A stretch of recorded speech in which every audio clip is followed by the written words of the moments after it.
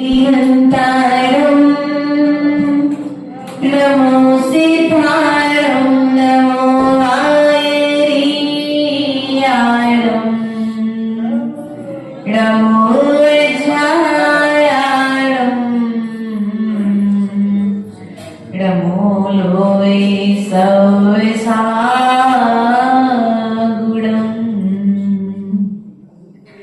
तीनि भुवनि में सार वीतरागि विज्ञानिता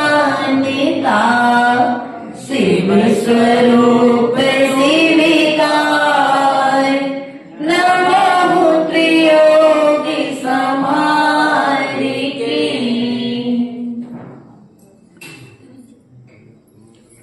तेरी छत्र छाया भगवन मेरे सिर पर हो मेरा अंतिम मरण समाधि तेरे दर पर हो संयम भाव जनाना गुरुवर काम तुम्हारा है संयम पालन करना गुरुवर काम हमारा है। अब तो प्रतिपद मेरा संयम पथ पर हो मेरा अंतिम मरण समाधि तेरे दर पर हो गुरु से मुझको मिला है कितना क्यों इतना सोचूं मैंने कितना किया समर्पण बस इतना सोचूं सेवा और समर्पण गुरुवर बढ़ते क्रम पर हो मेरा अंतिम मरण समाधि तेरे दर पर हो। बोले अनंतानंत सिद्ध परमेश्वरी भगवान की देवादिदेव मूलय चिंतामणि पारशुराम भगवान की आचार्य भगवंत विराट सागर जी विशुद्ध सागर जी विभव सागर जी महाराज की छड़ाला ग्रंथ राज की हरिकम सिद्ध श्री माता जी की हरिका संघ की।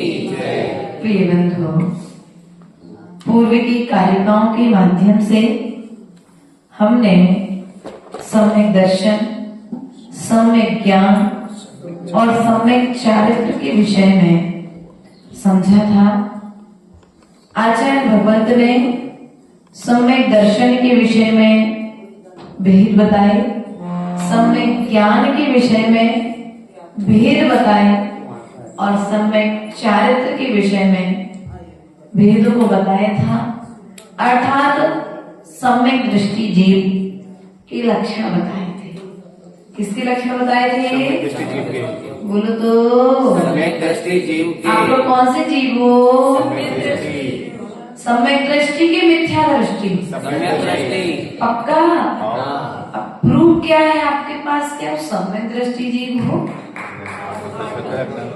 हाँ देव ये तो गलत हो गई थी। बस जैन कुल में जन्म लेने वाला प्रत्येक श्रावक सम्यक दृष्टि हो ये कोई जरूरी नहीं है, क्योंकि तुम्हारी जाति से, तुम्हारे कुल से, तुम्हारे संस्कारों से यह सुनिश्चित कहीं पर भी नहीं होता है कि तुम सम्यक दृष्टि हो। लेकिन जो देव शास्त्रों और गुरु के शरण में आकर के विराजमान है, अब यहाँ पर भेद आता है भीतर से कि बाहर से, दिखावे के लिए कि कर्म की निर्जरा के लिए। वरना यहाँ तक आकर के जीव दिखावे की जिंदगी जी रहा है और यहाँ पर आने के बाद में भी यदि दिखावा चल रहा है तो बाहर से तो लोग तुम्हें सम्यक दृष्टि कहेंगे, लेकिन भीतर से तुम सम्यक दृष्टि नहीं कहलाओगे। अर्थात भीतर का सम्यक दृष्टि जीव 8 अंगों से सहित होगा। किनसे सहत होगा? 8 अंग। इन 8 अंगों में 8 श्रावक श्रेष्ठी, 8 श्राविकाएं प्रसिद्ध हुई है। कौन कौन सी थी मालूम था? है माता जी ने पढ़ाया था। निसंकित अंग में अंजन चोर प्रसिद्ध हुआ। कौन प्रसिद्ध हुआ? अंजन चोर। निसंकित अंग में अंजन चोर प्रसिद्ध हुआ। निकांक्षित अंग में अनंतमती। कौन? अनंतमती प्रसिद्ध हुई। निर्विचिकित्सा अंग में राजा उद्यान प्रसिद्ध हुआ। उपगुहन अंग में रेवती रानी प्रसिद्ध हुई। स्थितिकरण अंग में वारिषण मुनिराज प्रसिद्ध हुए। वात्सल्य अंग में विष्णु कुमार और प्रभावना अंग में वज्र कुमार मुनि प्रसिद्ध हुए हैं। ऐसा जानना चाहिए। इन 8 श्रावक श्रेष्ठियों के श्राविकाओं की कहानियां माता जी ने आपको सुना चुकी हैं।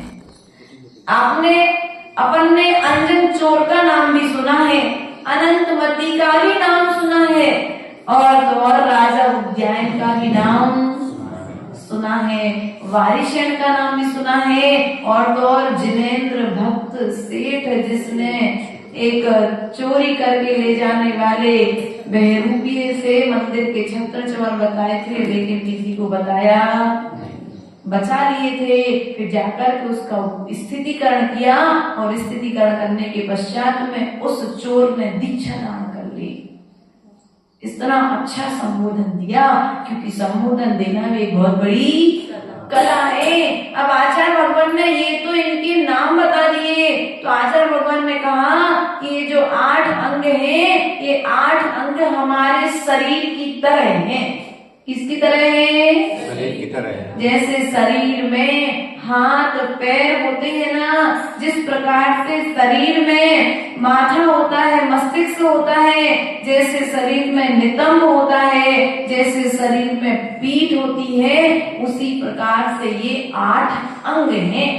अर्थात कौन सा अंग कौन से अंग का सूचक है, अर्थात निर्विचिकित्सा निसंकित अंग का सूचक कौन सा अंग है? तो यहाँ पर आचार्य भगवान कहते हैं कि जो तुम्हारा दायां पैर, कौन सा पैर?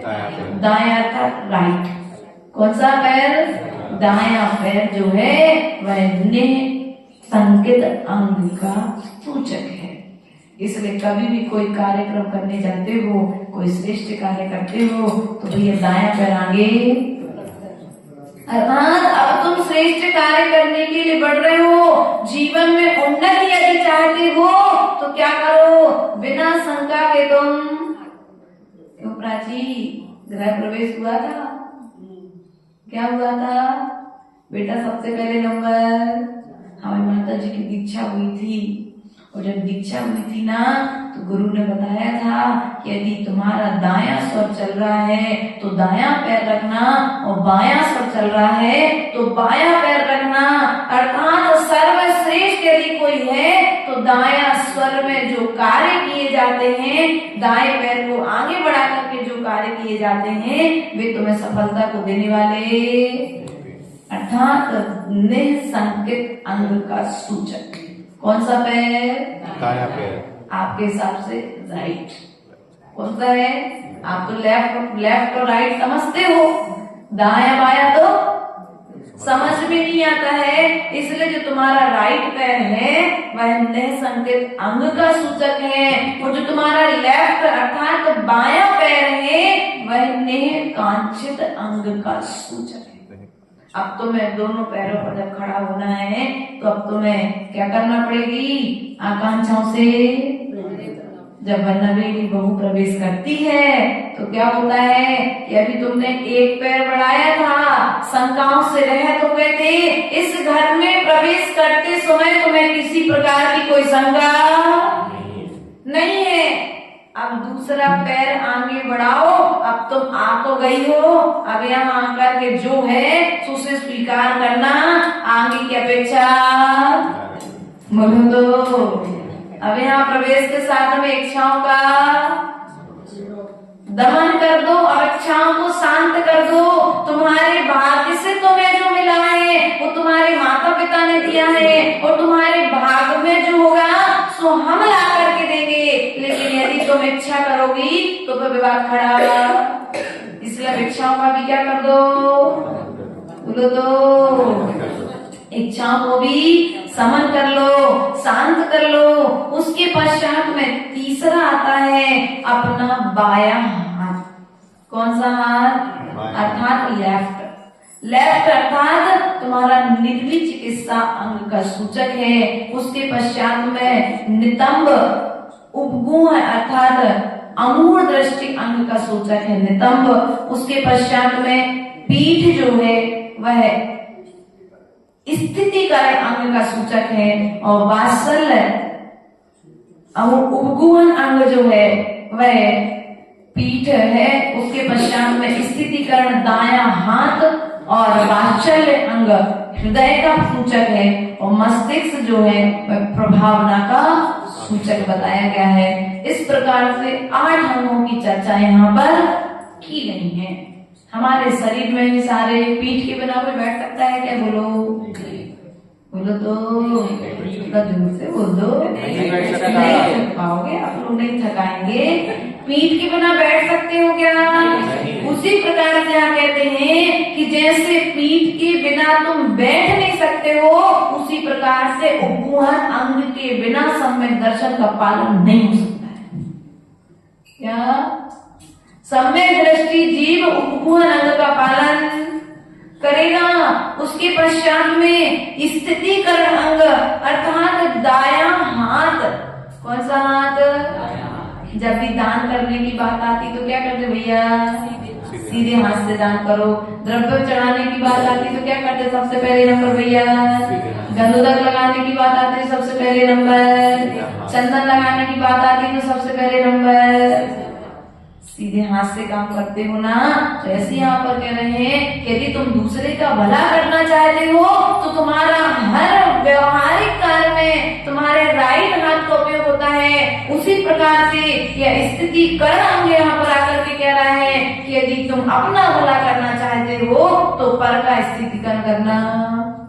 कोई गलती कर रहा है, दूसरे का स्थितिकरण बाद में करना, पहले स्थितिकरण स्वयं का करना पड़ेगा।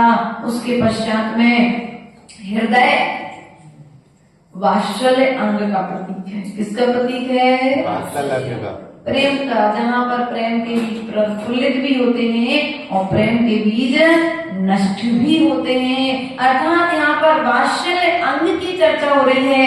उसके पश्चात में आता है तुम्हारा मस्तिष्क। अर्थात सबसे ऊंचा कौन होता है? सब शरीर में सबसे ऊंचा कौन है? मस्तिष्क है। उसी प्रकार से जो प्रभावना अंग है, सबसे ऊंचाइयों को देने वाला यदि कोई है तो वह तुम्हारे लिए प्रभावना देने वाली है। लेकिन सबसे ऊंचाइयों पर कब पहुंचोगे? जब तुम्हारे ये 7 अंग स्वस्थ होंगे। इसलिए प्रयास और पुरुषार्थ हमें करना चाहिए, इन 8 अंगों का निर्दोष पालन करना चाहिए। उसके पश्चात बात आती सम्यक ज्ञान की। प्रभावना होगी वात्सल्य के बल पर। यदि वात्सल्य नहीं होगा तो प्रभावना भी नहीं होगी। संश्री माता जी, यदि हम सोचते रहे किताबें पढ़ने अकेले से प्रभावना होगी तो भूल में मत रहना कि किताबें पढ़ने अकेले से प्रभावना हो जाएगी। बिल्कुल नहीं होगी। किताबें पढ़ करके तो एक हुआ का मेढक हो जाता है इंसान, क्योंकि उन किताबों को पढ़ने के पश्चात में जब दूसरे को देगा नहीं तो प्रभावना कैसे होगी। और जब तक भीतर में वात्सल्य नहीं होगा तब तक देने का भाव भी नहीं आएगा। होता है क्या? इसलिए ज्ञान पाने के पश्चात में उसमें देने का भाव होना चाहिए। ऐसा नहीं कि माता जी ने कह दिया बेटा संगीत प्रवचन कर दो, हम नहीं दे रहे माता जी, हमें कौन कछुआत। ऐसा नहीं। अरे तुम्हें कुछ तो आता होगा, 2 साल में कुछ तो पढ़ा होगा, कुछ तो लिखा होगा। अरे कुछ नहीं बताना पड़ता। आचार्य गुरुदेव कहते थे तुम्हें अपने जीवन के अनुभव सुना दिए, यही तो हो गया प्रवचन। तुमने अपने जीवन की एक चैप्टर बता दिया जो शिक्षाप्रद था, जो तुम्हें भी शिक्षाएं देता था और तुम्हारा एक चैप्टर दूसरे को भी शिक्षा दे सके, ऐसी कोई एक चैप्टर बता दिए, हो गया प्रवचन। प्रवचन कोई अलग से प्रथमान युग क्या है भैया पवन जी? कथा है। वो कथा किसकी है? जो भगवान हो चुके हैं उनकी कथा है, और हम भगवान होने वाले हैं। तो हमने अपनी कहानी यदि सुना दी तो कौन सा बुरा किया? कुछ बुरा किया क्या? हमने तो अपनी कहानी अपने मान की पुष्टि के लिए नहीं सुनाई थी, हमने तो अपनी कहानी तुम्हारे सम्यक ज्ञान की पुष्टि के लिए सुनाई थी। यदि तुम्हारे ज्ञान में कहीं कोई प्रमाद हो रहा है तो वह क्या हो जाए? सुधार को प्राप्त जाए। अब यहाँ पर सम्यक ज्ञान के विषय में कहती हैं, तो सम्यक ज्ञान के लिए आचार्य भगवान ने सम्यक ज्ञान के 6 अंग बताए हैं। कितने अंग बताए हैं? जो सम्यक ज्ञानी जीव होगा इन 6 प्रकार की भावनाओं से, 5 प्रकार की भावनाओं से रहित होगा। ये 6 प्रकार की भावनाएं हैं। न्यूनता, किससे रहित? न्यूनता से रहित होगा, अधिकता से रहित होगा, विपरीतता से रहित होगा, संदेह से रहित होगा, और अनध्यावसाय से रहित होगा। और जो सम्यक ज्ञानी जीव होगा, अब यहाँ पर न्यूनता, अधिकता, अनध्यावसाय, ये तो हमें कुछ समझ में नहीं आया। हम समझ रहे थे इसलिए हम समझा देते आपको। न्यूनता, जैसे इंद्रियां कितनी होती है? आपने क्या मान लिया? 4। क्या मान लिया? 4। आपने इंद्रियों को कितना मान लिया? 4 मान लिया। ये हो गया न्यूनता। अब ये भी सम्यक ज्ञान, ये भी सम्यक ज्ञान का। इंद्रियां होती तो 5 थी, लेकिन आपने क्या किया? 4 मान लिया, तो ये तुम्हारे लिए सम्यक ज्ञान में दोष हो गया। उसके पश्चात अधिकता, अर्थात जो 5 होती थी उनको 6 मान लिया, अधिक मान लिया। नहीं भैया 6 होती है, मन भी तो एक इंद्रिय है। नहीं भैया, ये मन अतीन्द्रिय है, मन इंद्रिय नहीं है। आपने अधिक मान लिया तो ये भी सम्यक ज्ञान का दोष हो गया। उसके पश्चात विपरीतता, क्या हो गया? विपरीत मान लेना, अर्थात इंद्रियां तो 6 होती हैं। क्या होती? इंद्रियां तो 6 होती हैं। भैया तुम तो पहली बार बता रहे, हम तो जमाने से सुनते आ रहे। ऐसा लोग, बड़े बड़े लोग कहते हैं कि तुम तो आज पढ़ रहे लिख रहे हो तो हमें सिखा रहे, हम तो जमाने से पढ़ते आ रहे था, तुम विषय वस्तु से भटक चुके हो। और भटकने के पश्चात इंद्रियां तो 5 अनादिकाल से होती थी और आगे भी 5 ही होंगी, लेकिन अब तुमने श्रद्धा का क्या कर लिया? इंद्रियां 6 होती हैं, अर्थात अब विपरीत ज्ञान ग्रहण कर लिया। उसके पश्चात में आता है संदेह। संदेह अर्थात इंद्रियां 5 होती हैं कि 6 होती हैं कि 4 होती हैं। संदेह, संशय मतलब निर्णय न हो पाना, ये भी सम्यक ज्ञान का एक दोष है। उसके पश्चात में अनध्यावसाय, जो अनध्यावसाय ज्ञान वाला जो जीव रहेगा वो कहेगा भैया ना जाने कितनी होती इंद्रियां, जितनी होती सो हमें क्या करना है। 5 हो तो भी कोई मतलब नहीं, 6 होए तो भी हमें कोई मतलब नहीं। अर्थात इस तरह का जीव भी सम्यक ज्ञान में अपने दोष लगाता है। और जो सम्यक ज्ञानी दोष रहेगा वो श्रद्धान के साथ रहेगा, डंके की चोट पर कहेगा कि भैया इंद्रियां 5 ही होती हैं। अब आकर के साक्षात तीर्थंकर भगवान ही स्वयं क्यों ना कह दें कि इंद्रियां 4 होती हैं, तो वह अश्रद्धान को प्राप्त नहीं होगा। अब कितने से बड़ा वक्ता यदि आ जाए, वो कहते तत्व 8 होते हैं, तो कहेगा नहीं भैया तत्व 8 नहीं होते हैं, तत्व तो 7 ही होते हैं, द्रव्य तो 6 ही होती हैं, पदार्थ तो 9 होते हैं। लेकिन जो सम्यक दृष्टि जीवनी नहीं होगा, सम्यक ज्ञानी जीवनी होगा, वो जैसा सामने वाला कहेगा वैसी बात पर श्रद्धा कर लेगा। अब उसके पश्चात में हमने बंध तत्व की विवक्षा यहाँ पर पढ़ी थी। तो बंध के 4 वेद बताए हैं। कितने बंध बताए हैं? बंध के 4 वेद बताए हैं। प्रगति बंध, प्रदेश बंध, स्थिति बंध और अनुभाग बंध। कौन सा बंध? प्रगति बंध, स्थिति बंध, प्रदेश बंध और अनुभाग बंध। याद हो गए चारों? बंध के कितने भेद? 4। प्रगति बंध, स्थिति बंध, प्रदेश बंध और अनुभाग बंध। सबको याद हो गए? ये जो 4 बंध हैं, इन 4 के निमित्त से जीव कर्मों का बंध करता है। अब प्रकृति बंध किसे कहते हैं? प्रकृति बंध अर्थात स्वभावगत बंध। कौन सा बंध भैया? स्वभावगत बंध अर्थात धर्म, क्या कहते पहले में? धर्म श्रवण में उत्साह होना। क्या होना प्रगतिबंध स्वाभाविक होता है किन्हीं जीवों का कि कितनी भी घर में व्यस्तता रहेगी लेकिन वे क्या करेंगे, प्रवचन का समय होगा तो अपने समय पर पहुंच जाएंगे। स्वभाव, धर्म श्रवण करने का स्वभाव, जैसे दूध का स्वभाव है ना मीठापन, कैसा है दूध का स्वभाव, मीठापन स्वभाव ही है। अच्छे लोगों की आदतें अच्छी होती हो, वे अच्छी आदतें अच्छे समय पर प्रकट हो जाती हैं। उन अच्छी आदतों को प्रकट करने के लिए कोई अलग से पुरुषार्थ नहीं करना पड़ता है, अर्थात प्रगतिबंध, स्थितिबंध। अब जो स्थिति बंद करने वाला जीव रहेगा वो कहेगा भैया प्रवचन कितने बजे से शुरू होंगे, है बोलो तो कितनी देर तक, अर्थात कहेगा कितनी देर तक धर्म श्रवण करेंगे। इसी संबंध वाला क्या कहेगा, कितनी देर तक, कितने बजे चालू होंगे और कितने बजे बंद होंगे। अर्थात यह जो दूध है, दूध की मर्यादा कितनी है, 24 घंटे। छन्ने के बाद में निकलने के बाद 48 मिनट, बाकी उबलने के पश्चात 24 घंटे। तो इस प्रकार से दूध कब तक चलेगा, ऐसा बोलते हैं ना, ये दूध स्थिति बंद, अर्थात जो तुमने स्थिति बंद भी अपन कर रहे हैं, प्रदेश बंद भी कर रहे हैं, अनुभाग बंद भी कर रहे हैं और यहाँ पर प्रकृति बंद भी अपन कर रहे हैं। और हमें बचना कैसे है, इन चारों से, तो चारों ही बंद जब तक बंद चलेगा, जब तक संसार रहेगा। अर्थात इसकी मर्यादा कितनी है, उसके पश्चात में आता है प्रदेश बंद। कौन सा बंद आता है, अर्थात यह जो दूध है इसका प्रमाण कितना है, या फिर ऐसा कहें यहाँ पर अपन जो धर्म श्रवण करने बैठे हैं इसका प्रदेश कितनी जगह में बैठ करके प्रवचन होंगे, कितने लोग आकर आएंगे, अर्थात इसका स्थान का बताना प्रदेश बंद हो गया।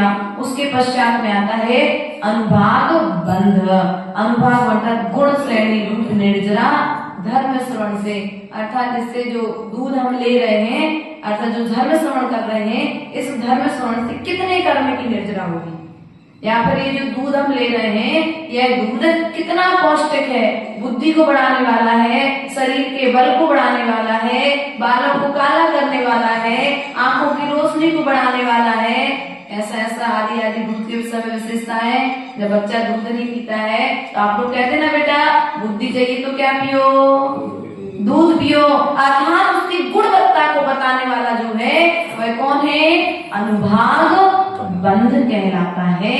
उसके पश्चात में कलम ने आपको बताया था सम्यक दर्शन के प्रशम, संवेग, अनुकंपा और आस्तिक। प्रशम, संवेग, अनुकंपा और आस्तिक। प्रशम किसे कहते हैं, अर्थात कसायों का समन करना। क्या करना, कसायों का समन करना प्रशम कहलाता है। संवेग अर्थात संसार शरीर भोगों से विरक्ति होना संवेग कहलाता है। दुखी जीवों पर करुणा करना अनुकंपा कहलाता है। और यथार्थ श्रद्धा करना, जो वस्तु का जो स्वभाव है उसका यथार्थ श्रद्धा करना आस्तिक सम्यक दर्शन कहलाता है। ऐसा जानना चाहिए।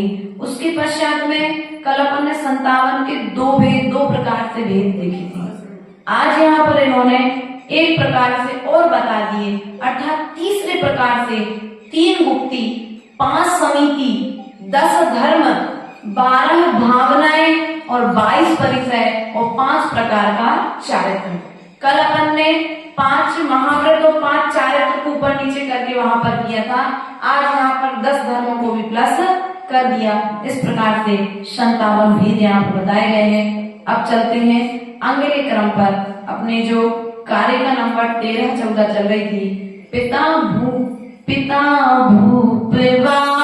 मातुले नप जो हुई न सो मद ठाने, मदना रूप को मदना ज्ञान को धन बल को मद भाने, तब जो मद तब को मदना मन जो प्रभुता को करे न सो निज जाने, मद धारे तो यही दो से बसु समकिते को मल ठाने।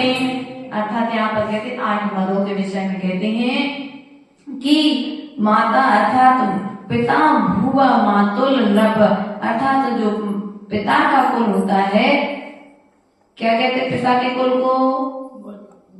यहाँ पर कहते हैं जो जीव यदि पिता आदि पितृपक्ष के जन राजा आदि होवे तो क्या करना है? उसका अभिमान भी, अरे मेरे पिताजी तो राजा है, मेरे पिताजी का मंदिर है, ये पूरी कॉलोनी मेरे पिताजी की है, ये भगवान मेरे हैं, ये चवर मेरा है, ये द्रव्य की थाली मेरी है, ये टेबल हमारे पापा मम्मी ने रखी है, इसका उपयोग मैं ही करूंगा, ये चटाइयां मैं लेकर के आया था, आदि आदि प्रकार से क्या होता है? अर्थात पिता के वंश को कुल कहते हैं और माता के वंश को जाति कहते हैं। तो यहाँ पर कहते हैं ना तो कुल का मत होना चाहिए ना जाति का मत होना चाहिए। इसलिए यहाँ पर कहते हैं दोनों से रहित होकर के मद नहीं होना चाहिए। मद न रूप को, रूप का मद भी नहीं होना चाहिए, ज्ञान का मद भी नहीं होना चाहिए, धन का मद भी नहीं होना चाहिए, बल का मद भी नहीं होना चाहिए, तप का मद भी नहीं होना चाहिए और प्रभुता का मद। भैया प्रभुता का मद तो तुम्हारे पूर्व है क्या? ये तो हमारे भगवान नहीं, ये तो प्रभुता, प्रभुता अर्थात सत्ता। अरे आप हमें जानते नहीं हो हमारी कहाँ तक पहुंच है क्या? भैया भी आप जानते नहीं हो, हम सामान्यता से आपके सामने खड़े हैं, लेकिन आप जानते नहीं हो जब हम ऑफिस जाते हैं तो कितने लोग हमारे पीछे खड़े होते हैं।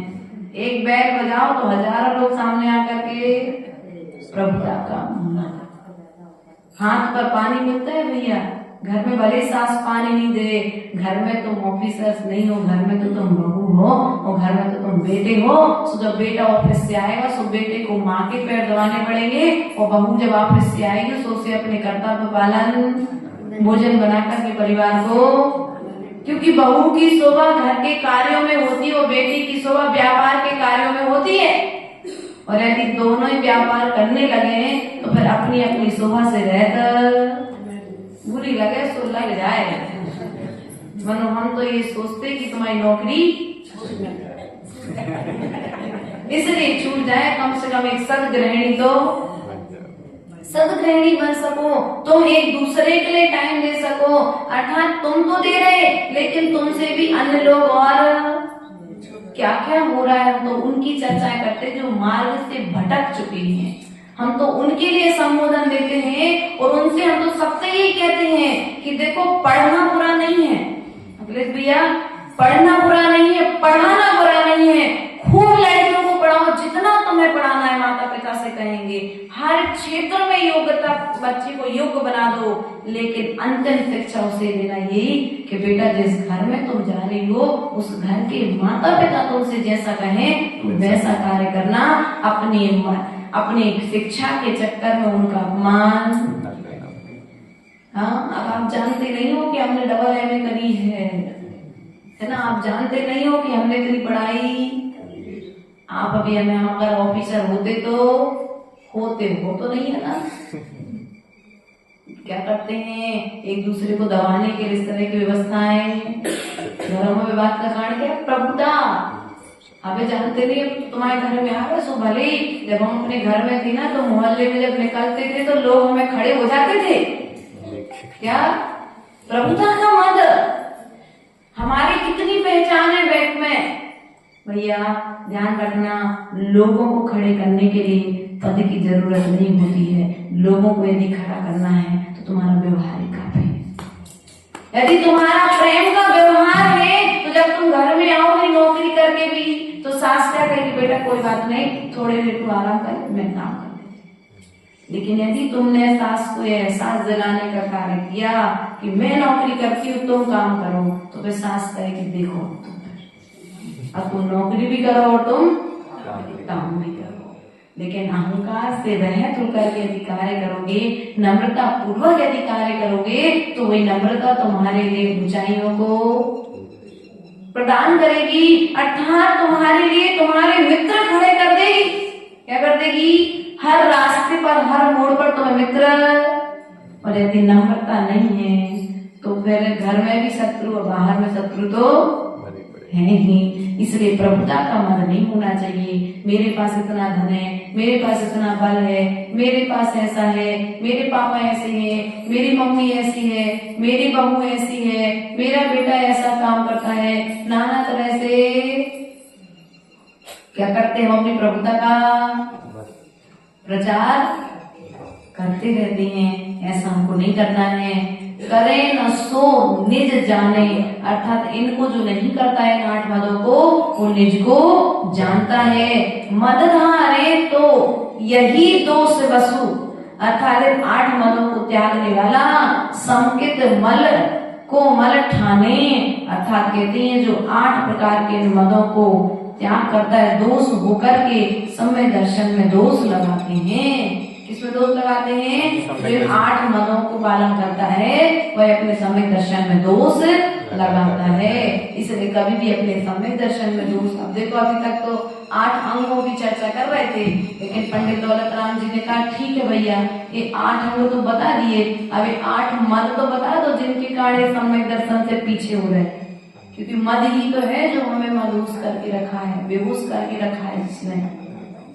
हम अपने होश में क्यों पाटोरी जी, नींद तो नहीं आई? अगर आई हो तो जाग जाओ, समय रहते, वरना फिर समय तुम्हारे लिए रुकने वाला नहीं है। अर्थात 8 मनों का भी हमें त्याग, ज्योति 8 मनों का त्याग करना चाहिए। उसके पश्चात में कहते हैं कुगुरु कुदेव को वृष सेवक की नहीं प्रशंस उचरे हैं, जिन मुनि जिन्ने श्रुत बिना कुगुरादिक तिन्हें नाना मन करे हैं। जो समय दृष्टि श्रावक होता है वह कुगुरु कुदेव और कुशास्त्रों को नमन नहीं करता है, उनकी प्रशंसा भी नहीं करता है। और जिन मुनि जिन श्रुत बिना कुगुरादिक, अर्थात जिन मतलब जो कुगुरादिक हैं उनके साथ में जिनेंद्र देव को छोड़कर के, जिन मुनियों को छोड़कर के अन्य की शरण में नहीं जाता है, ऐसा जानना चाहिए। उसके पश्चात में पंडित दौलत राम जी कहते हैं दोषे रहते गुण सहत सुधीजे, सम्यक दरस सजे हैं, चरित मोहे बस लेसे न संजम, पैसुरे नाथ जदे हैं, गेही पैग्रह में न रचे ज्यों, जलते भिन्न कमल हैं, नर नारी को प्यारे यथाता, दे में है में अमर ने। अर्थात क्या कहते हैं? दोष रहत गुण सहत सुधीजे, अर्थात दोषों से रहित होकर के सुधि अर्थात श्रावक। कौन? बुद्धिमान पुरुष दोषों से, 25 दोषों से रहित होकर के गुण अर्थात जो समय दर्शन के जो 8 गुण बताए गए हैं उन 8 अंगों से सहत होकर के समय दर्शन से क्या होता है? सजे हैं, अर्थात आभूषित होता है। क्या होता है? आभूषणों को प्राप्त। आभूषण मांग की शोभा, बोलो तो सिंदूर से बांधते हो ना। आचार्य भगवान कहते हैं बिंदी की शोभा मस्तिष्क से नहीं है, बिंदी की शोभा तो प्रभावना अंग से है। माता जी के माथे पर बिंदी नहीं लगी लेकिन फिर भी सुंदर सौभाग्य का सिंदूर लगा है गुरु भक्ति का। कौन सा सिंदूर लगा है? गुरु भक्ति ही शिष्य के माथे का सिंदूर हुआ करती है, ऐसा आचार्य गुरुदेव ने कहा था। इसलिए प्रिय बंधुओं सदा गुरु भक्ति करते रहो, अर्थात सम्यक ज्ञान से, सम्यक दर्शन से यदि सजना है तो इन 8 अंगों का पालन। शरीर को सजाने के लिए हमने नाना तरह के श्रृंगार धारण किए हैं, लेकिन एक बार भी इन अंगों को धारण, इन गुणों का पालन नहीं किया है। चरित्र मोह के बस होकर के लेस न संजम, अर्थात क्या कहते हैं कि अप्रत्याख्यान चारित्र मोहिनी कर्म के उदय से थोड़ा भी संयम नहीं होता है। क्या होता है? अनंतानुबंधी कसाय जो है वह सम्यक दृष्टि नहीं बनने देती है, जो अप्रत्याख्यान वर्णी कसाय है वह क्या नहीं बनने देती है? वह सब में संयम नहीं लेने देती है। क्या नहीं लेने देती है? वह कहेगी नहीं नहीं अभी नहीं, थोड़ा और रुक जाओ, अभी उम्र क्या है तुम्हारी संयम लेने की। आकर के आप प्रत्याख्यानी वर्ण कथा तुम्हारे लिए रोक देगी। पहले तो आप प्रत्याख्यानी वर्ण कथा है तो तुमको मालूम होगी। एक तो हमने बताया था पत्थर की रेखा, दूसरी बताई थी लकड़ी की रेखा, तीसरी बताई थी रेत की रेखा और चौथी बताई थी पानी की रेखा। तो तुम लोग की जो कसाय है वो लकड़ी की रेखा के समान है। जैसे दरवाजे पर ये मशीन से खींच करके जो दरवाजे पर जो डिजाइन बना दी गई कब तक रहेगी? जब तक दूसरा आ उस पर फिरेगा नहीं। वैसे तुम लोग की जो कसाय है ना अप्रत्याख्यान वर्णी, वो ये जो जिनवाणी है ना उस कसाय पर आरा फेर करके उस कसाय को मिटाने का पुरुषार्थ कर रहे हैं। अर्थात संयम लेने का भाव हो रहा लेकिन ले नहीं पा रहे। ना लेने का कारण अप्रत्याख्यान वर्णी कसाय है। पैसुर नाथ गजे हैं तो भी देवों के स्वामी इंद्र उनकी पूजा करते हैं। संयम नहीं होता तो भी देवों के इंद्र स्वामी उनकी पूजा करते हैं। किसके कारण से? सम्यक दर्शन के कारण से। संयम नहीं है चौथे गुण स्थान में देवों के पास में, चतुर्थ गुण स्थानवर्ती मनुष्य के पास संयम नहीं है, चतुर्थ गुण स्थानवर्ती थरेंज के पास में संयम नहीं है, चतुर्थ गुण स्थानवर्ती नार के जीव के पास में संयम नहीं है। इसलिए संयम न होने के कारण भी श्रद्धान अकेला है, तब भी स्वर्ग के देव आकर के नमस्कार बोलो। तो राजा सनक के पास संयम नहीं था लेकिन श्रद्धान था, तो स्वर्ग के देवों ने आकर के पूजा करी है। इसलिए हम भी आपसे कहेंगे कि तुम श्रद्धान करने से पीछे मत रहो। जब मनुष्य तुम्हारा साथ नहीं देंगे तो स्वर्ग के देव आकर के तुम्हारा नियम तुम्हारा साथ देंगे। के ही पैग्रह में न रचे ज्यों जलते भिन्न कमल हैं। कैसे? जैसे कमल पानी से अलग रहता है, जैसे कीचड़ में भी स्वर्ण शुद्ध रहता है, उनका घर में वेश्या के प्रेम के समान प्रेम होता है। किनका प्रेम बोलो तो? वेश्या का प्रेम कहा है। नगर नारी को प्यार यथा कादे में हेम अमल है। नगर नारी जानते कौन है? वेश्या। वेश्या को क्या बोलते हैं? वेश्या का जो प्रेम होता है वो एक पति से नहीं होता है, एक व्यक्ति से नहीं होता है। उसके पास में जो व्यक्ति आएगा उससे प्रेम करेगी और आगे उसी प्रकार से जो सम्यक दृष्टि श्रावक होगा उसका सम्यक दृष्टि के श्रावक का प्रेम धर्मात्मा से होगा, किसी एक व्यक्ति वस्तु विशेष से। बात समझ में आई ओम जी? बोलो तो हमारा प्रेम किससे है? चहेती से, चर्चित से या चर्चित की माँ से?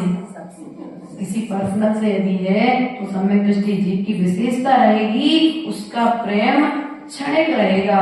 जो सामने आया उससे प्रेम किया, बाकी फिर जैसे वेश्या का प्रेम और कोई नहीं मिला। बताओ पंडित दौलत राम जी को वेश्या को उदाहरण देने के लिए मिला, वैसे उसमें भी उन्होंने गुण निकाल लिया था। जो सम्यक दृष्टि श्रावक रहेगा वह वेश्या की तरह उसकी प्रवृत्ति सबसे देखेगा कि सबसे प्रेम कर रहा है, लेकिन वह अपने से ज्यादा किसी दूसरे से प्रेम। वेश्या की दृष्टि क्या होती?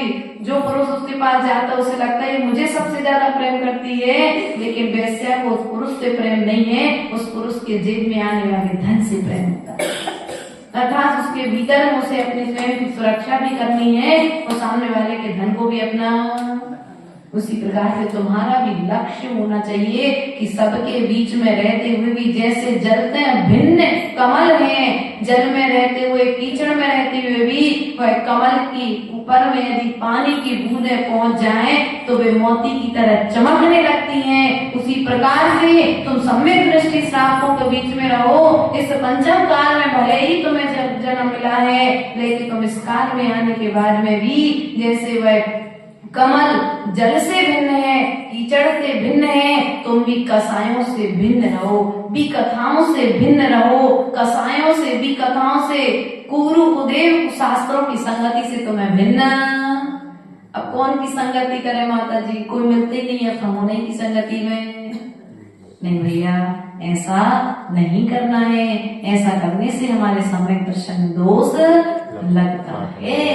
अब कहते हैं आगे, प्रथम नरक विनय सद्भु ज्योतिष बाने भवन सडनारी थावर विकिल त्रिपसु में नहीं उपजत सम्यक धारी तीन लोक तिहु काल मांगी नहीं दर्शन सौ सुखकारी सकल धर्म को मूल यही इस बिन करनी दुखकारी।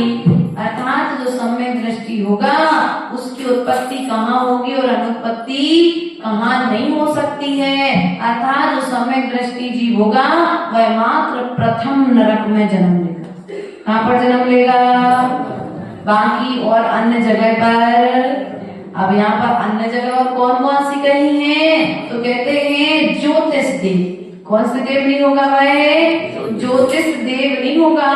अर्थात प्रथम नरक को छोड़कर शेष नरकों में, 6 नरकों में ज्योतिष देव, ज्योतिष व्यंतर और भवनवासी देव, नपुंसक और स्त्री, विकलत्रय, 2 इंद्री, 3 इंद्री, 4 इंद्री और असंगी पंचेंद्री, विकलत्रय में और पंचेंद्री स्थावरों में पशु, नीच कुल, हीनांग अर्थात कुछ अंग कम, अल्प आयु और दरिद्री आदि नहीं होता है। सम्यक दृष्टि जी क्या नहीं होता है?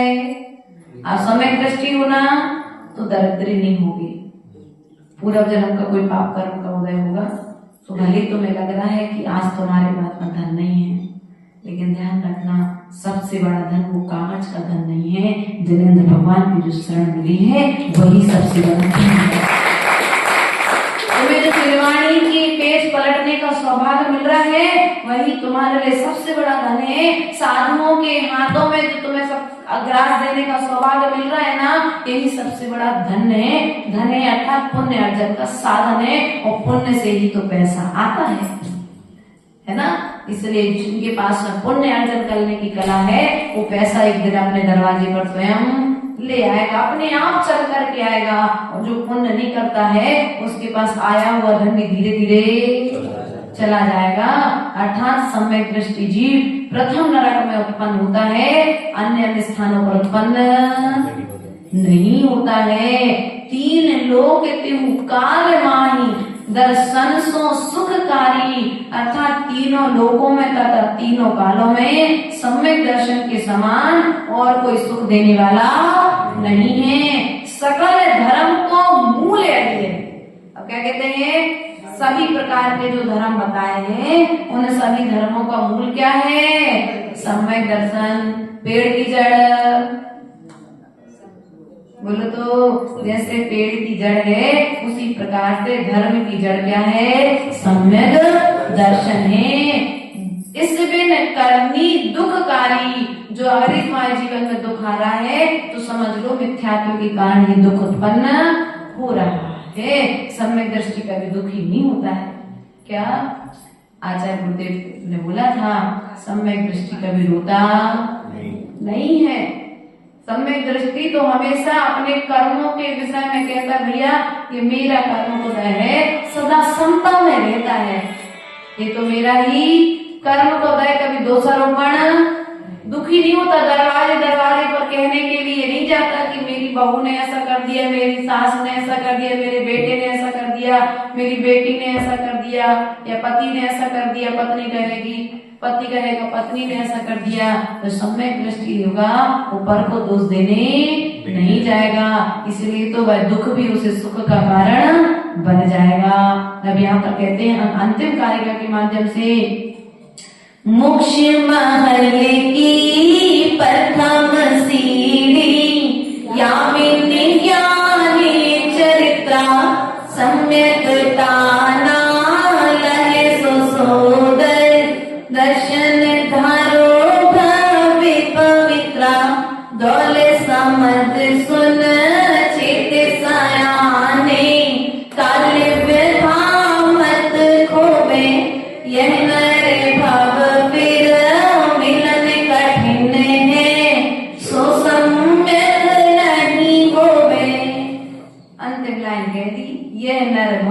मिलन कठिन है सो सम्यक नहीं होवे। अर्थात इस भय में तुम्हें मिला है तो तुम सम्यक दर्शन ज्ञान चारित्र का पालन कर लो, फिर मिलने वाला नहीं है। भरोसा कोई नहीं है। दौल समझ सुन चेत सायानो, मैं पंडित दौलत राम तुमसे ये कहता हूँ कि तुनो हे चेत, तुम सयाने होकर के सुनो, अर्थात ध्यान पूर्वक सुनो, स्थिरता पूर्वक सुनो। इस काल को अर्थात ये पंचम काल भले है, इस समय को, इस घड़ी को, इस पल को, इस क्षण को तुम फालतू के भी कथाओं में बर्बाद बोलो तो मत करो। लेकिन हमारा समय कथाओं में कम, भी कथाओं में ज्यादा जा रहा है। मोक्ष महल की प्रथम सीढ़ी अर्थात जो सम्यक दर्शन है वह मोक्ष महल की प्रथम सीढ़ी है, और उसके पश्चात में विज्ञान और चारित्र है। या अर्थात इस सम्यक दर्शन के बिना ज्ञान और चारित्र होना संभव नहीं है। सम्यक काना लहे सो दर्शन, अर्थात क्या कहते हैं, सत्यार्थ नहीं पाते। अर्थात इसलिए ही भव्य जीवों ऐसा पवित्र सम्यक दर्शन धारण करो।